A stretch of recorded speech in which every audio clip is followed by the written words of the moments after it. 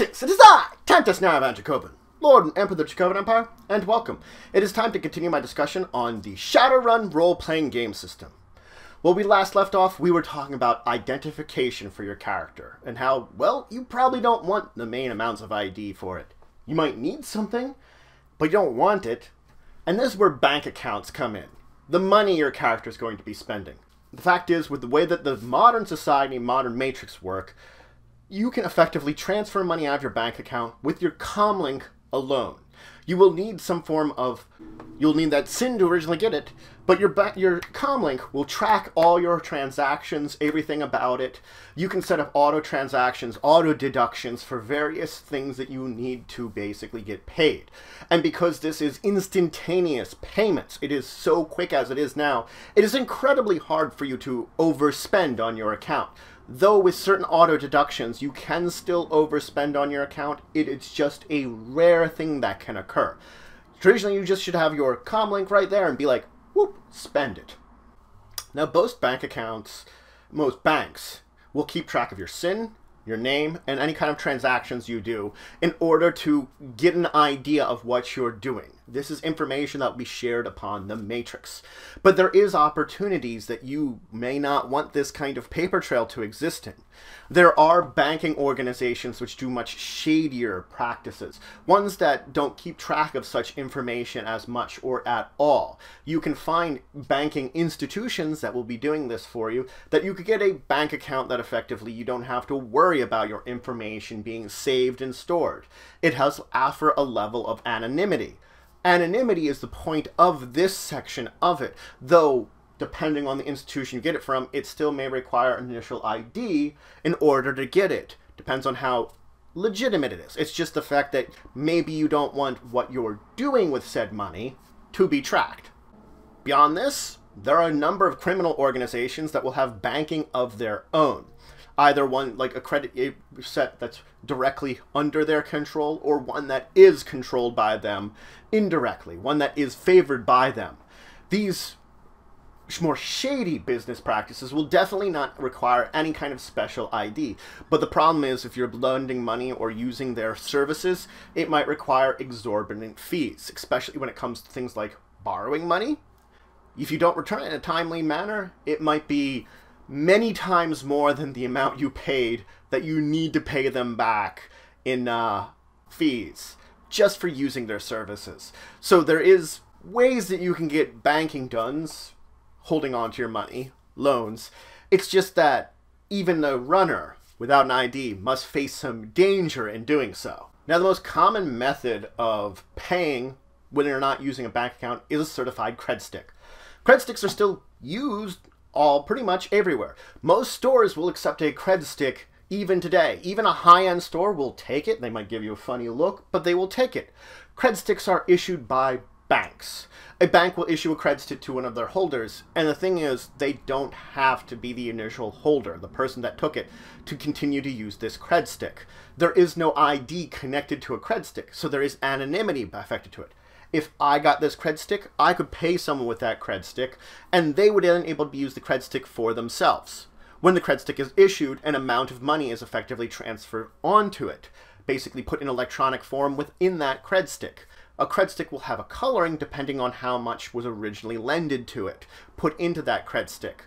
Of course, then you could use up all that money out of it, but the coloring will tell you how much was initially put together when this cred stick was issued in the first place, and the maximum limit that can be placed in the cred stick. So you can see there is a level of anonymity that can be made with payments. It's just the fact that you have to make sure to have these cred sticks ready. Now, with all these systems in place, fake IDs is a major business in the 2070s.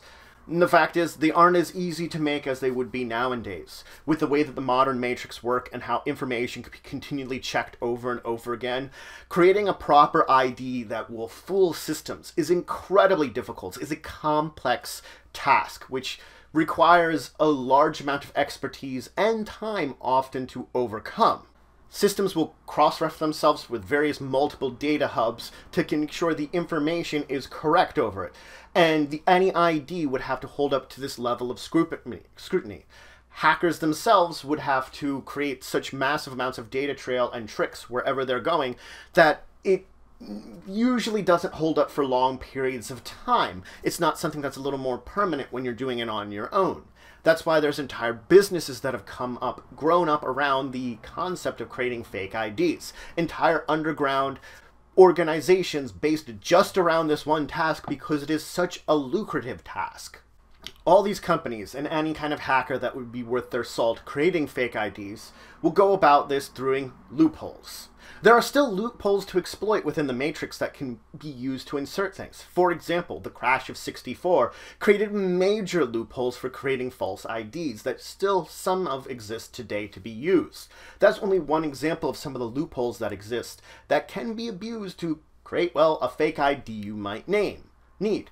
Now, it's more likely than you creating your own. That's a skill level your character probably will not have, or have the time and effort to do that in amongst missions. More than likely, your characters will purchase IDs. The fact is, with the business booming so much, and the exploits being there, it's still affordable. Getting a fake ID is something your runners can be able to afford very easily, as long as they have a decent chunk of cash. It's not the cheapest thing in the world, but it's not so expensive that they couldn't pick up an ID or two to be using over the course of your adventures, your missions, your runs, that should they need to be this person or that person, they easily can. Now, when you use a fake ID, you run it through the system, and then you have a opposed dice check of your fake ID's rating versus the system's rating. Now, if you win, if your fake ID wins, then it's passed. It registers as being fine. If it fails, then it registers as being not accepted in this situation. Maybe something's wrong, anything like that, you'll be turned away. If there's a tie is when problems occur. Problems that you can still maybe solve. A tie causes the system to basically come up with an error and let the operator know that more data is required to effectively approve of this person whose ID that they're scanning. At this point in time, the information, a number of questions will basically be flashed to them that they have to ask of the person whose this ID is. If the person answers correctly on all accounts here, then they're fine. If not, then the operator will turn you away just like if it had rejected you in the first place. Effectively, you have to know a little bit about your fake ID you're using in order to use it correctly, the identity that it is. If this occurs. This is, again, if both dice pools tie, but it could happen, I wouldn't say easily, but enough of a chance of happening that I would be aware of what your ID really was, the information that's on it. But that's it for today.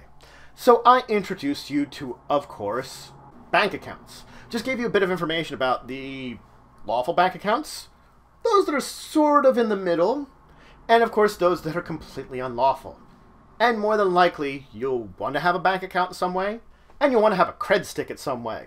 A cred stick which will hold some credits. Both are things you can consider as ways of transactions and getting money.